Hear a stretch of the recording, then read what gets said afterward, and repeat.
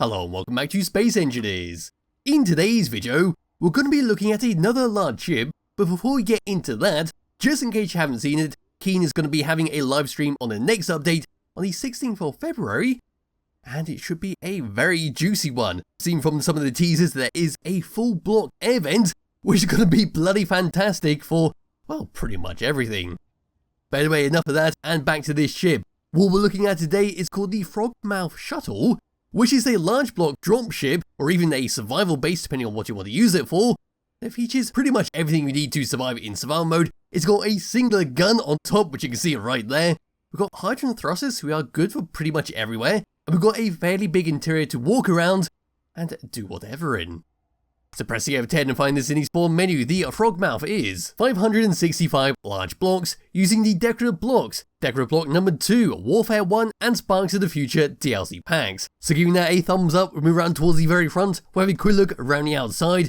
Have a quick look at the interior, fly around for a bit, and maybe just slam it into the ground. And that'll be that. So at the very front for the Frogmouth, this is what we get.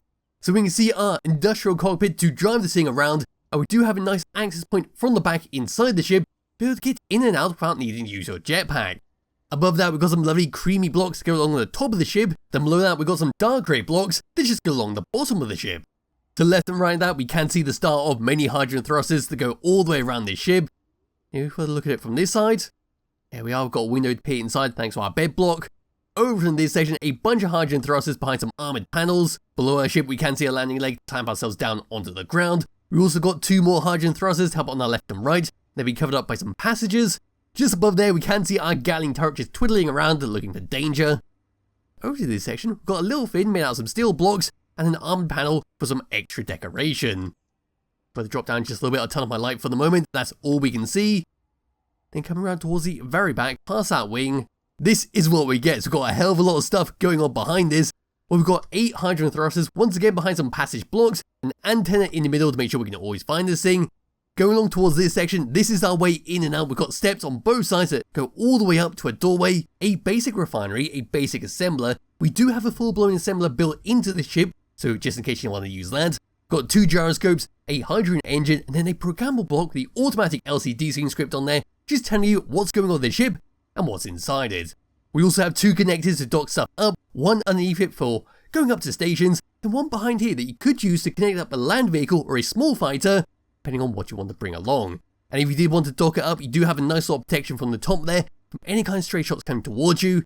And if you have it clamped on the ground like I have right now, it could be very useful for a land vehicle to use it as like a garage. Anyway, we'll come back to this a bit later because we've got to go inside up there.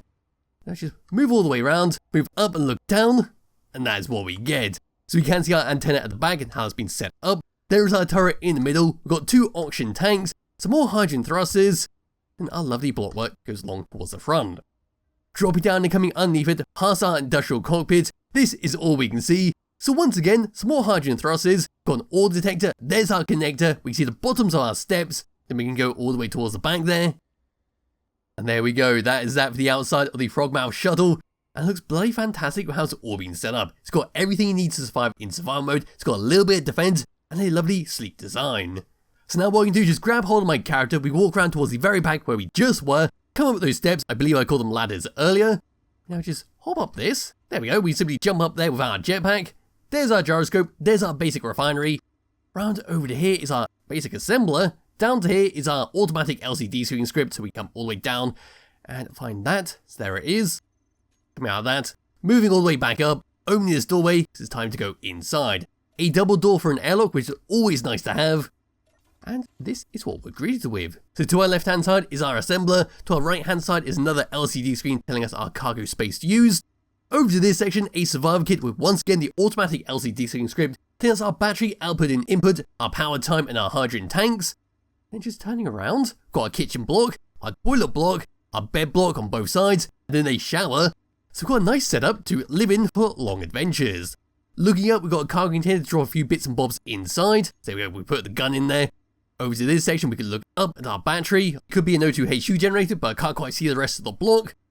But we come through this passage, and then we go into the back of our industrial cockpit, where we can look up, where we've got our meter per second, our hydrogen power usage, our planetary gravity, time of day, Looking down, there's our artificial horizon, and all the way around us, a lovely view. Bring up the HUD on tab number 1, 2 and 3, we've got nothing going on. If you were to check in here, we've got no remote controls. So this is all we can do. So I'm going to undo the parking brake, lift off the ground, fly it around, then crash it into something, and that'll be the end of this video. So moving forwards, this is what we get thanks to our 8 hydrogen thrusters. It's a nice sort of speed, and I forgot the dampeners were turned off.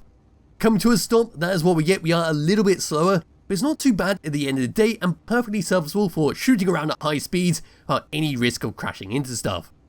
Moving left, and then moving right, once again some fantastic speed with that.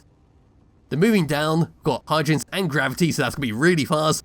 Moving up, might be a bit dodgy, but there we go. We got some nice speed with that as well. I was thinking we were going to slam into the ground, but we stopped in time. Then as for gyroscope controls, got a nice lot of control over this, a little bit of weight, so it does have a bit of meat to the controls, and certainly suits this size of ship. But as for that is pretty much it for the Frogmouth Shuttle. It's a lovely little ship if you do wish to use it in your world. I highly recommend using it in survival mode if you can build it. It will last you a nice long time, and it can act as a nice mobile base. Yes, not too much else to talk about, apart from slamming it into this mountainside. We've got a lovely target over here, going in at high speed, third person view, hiding the HUD. Here we go in 3, 2, 1. And that should deal a nice lot of damage. That was carrying one hell of a lot of momentum. Look at the hole we made. We lost the complete front of it. And it looks like we lost pretty much all the useful stuff, apart from this hydrogen engine, the programmable block, and a small cargo container. So there we go with that. So yes, like I said, that's that for this video. There'll be a link to it in the description below if you do wish to download and play around yourself. I recommend you do. And I'll be back with another video some point soon. Bye bye.